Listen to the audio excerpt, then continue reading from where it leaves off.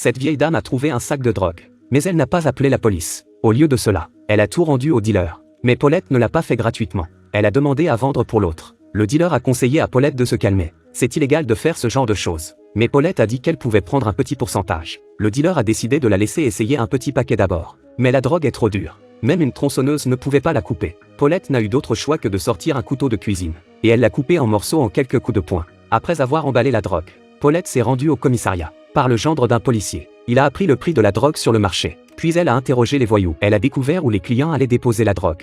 Mais tout le monde achète à des gens qu'il connaît. Elle n'a pas pu en vendre. Paulette a dû la vendre avec un rabais de 95%. Par conséquent, d'autres personnes ont mis 2 jours à écouler leurs marchandises. Paulette a tout vendu en moins d'1 heure. Le patron de la drogue a été choqué. Il lui a donné 1 kilo de drogue parce que les produits de Paulette sont de qualité et bon marché. Les produits de Paulette ont été vendus immédiatement. Paulette gagne un grand nombre d'acheteurs fidèles. Bientôt, elle fait sa première fortune.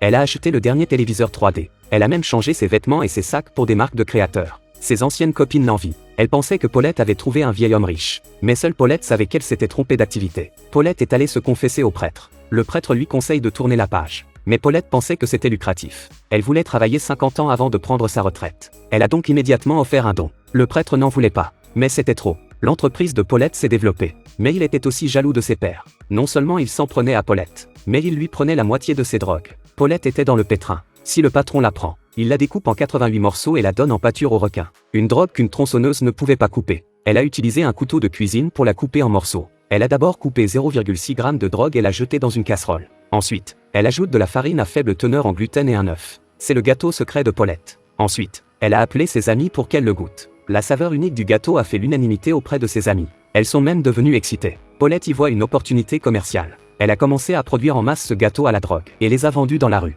Et ils ont été vendus en un rien de temps. Elle a donné l'argent des ventes aux trafiquants de drogue. Mais Paulette était devenue la meilleure vendeuse. Elle a immédiatement proposé de tripler sa commission. Sinon, elle démissionne. Le patron n'a eu d'autre choix que d'accepter. L'entreprise de Paulette s'est développée de plus en plus. Elle n'a même pas besoin de sortir. Les clients viennent chez elle pour acheter des gâteaux. Grâce à la capacité de Paulette à faire entrer la marchandise, le patron décide non seulement de lui donner le droit d'acheter des gâteaux, mais aussi de lui permettre d'en acheter. Le patron n'a pas seulement décidé de lui donner 4 fois plus de médicaments à chaque fois. Il a même envoyé des gardes du corps pour transporter la drogue pour Paulette. Mais elle n'arrive pas à vendre 4 fois plus. Paulette a donc décidé de faire appel à un groupe de ses pairs. Paulette est chargée de produire des gâteaux à la maison tous les jours. Tout ce qu'ils avaient à faire, c'était de recruter des clients pour elle. Et elle touche 15% des bénéfices. La vente de gâteaux peut doubler le prix de l'achat de médicaments. Elles ont donc décidé d'enterrer la hache de guerre et de travailler ensemble. Paulette a fait appel à quelques-unes de ses anciennes amies pour l'aider à faire différents types de gâteaux. Rapidement, les gâteaux de Paulette sont devenus un succès dans le milieu français de la drogue.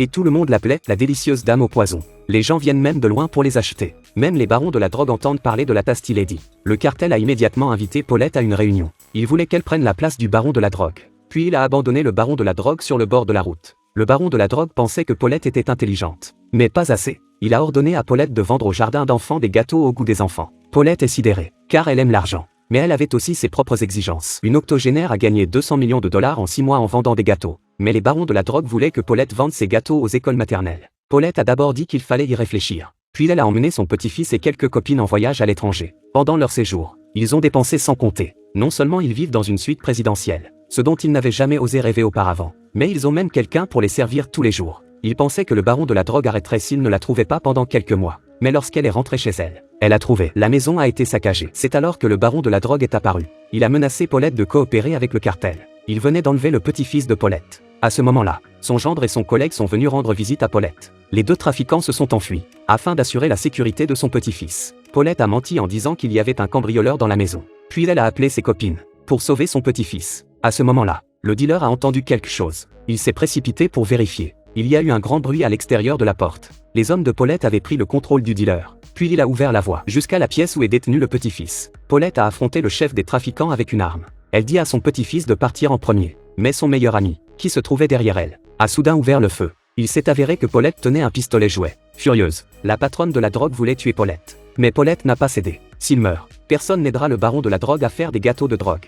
Et le baron de la drogue ne s'amusera pas non plus. Ici, le baron de la drogue se fait détester par Paulette. La police a soudainement brisé la fenêtre et a attrapé le trafiquant de drogue sur le champ. Il s'avère que le gendre du policier avait déjà tout vu. Finalement, quelques vieilles dames ont également été arrêtées pour avoir vendu de la drogue. Mais les clients qui avaient mangé les gâteaux de Paulette sont sortis pour protester. En plus, elles étaient très âgées. Puis les vieilles dames se sont remises dans le droit chemin et ont ouvert une vraie boulangerie.